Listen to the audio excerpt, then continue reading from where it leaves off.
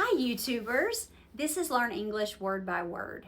So what's the difference between the word qualifications and the word credentials? So when you're trying to get a job and you may be applying for a job, they may ask you for your qualifications. What qualifications do you have? And that means what skills, what can you do? What expertise do you have? What experience do you have? What makes you special and expert? Or what is your education? They might want to know all of those things. What you can do, that is your qualifications. So, for example, I'm a teacher.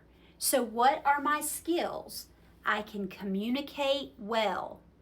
I can convey information. I can make difficult things easier to understand. That's one of my skills. My expertise. So I'm an expert in teaching English as a second language.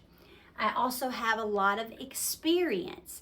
Over 17 years teaching English. My education, so I can tell them if they're interviewing me, what qualifications do I have? I have college degrees, 3 college degrees. I can talk about those and tell them those are my qualifications. That's what I can do. They may ask me, the interviewer, the person asking the questions, may say, the interviewer asked for copies of my credentials. So what does the word credentials mean?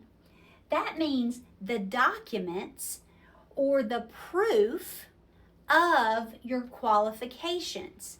So when I talk about my skills, I might have to have a letter from someone stating that I have those skills.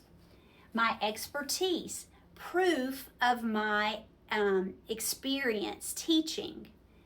And my education, they might want to see my diploma and my certifications. So credentials are proof. They're the actual things, paper copies that say I have these qualifications. So, qualifications are your skills, your expertise, your experience, and your education. That makes you qualified for the job. But they may ask you for papers or emails or copies, documents of proof of your qualifications. And that's the difference between qualifications and credentials.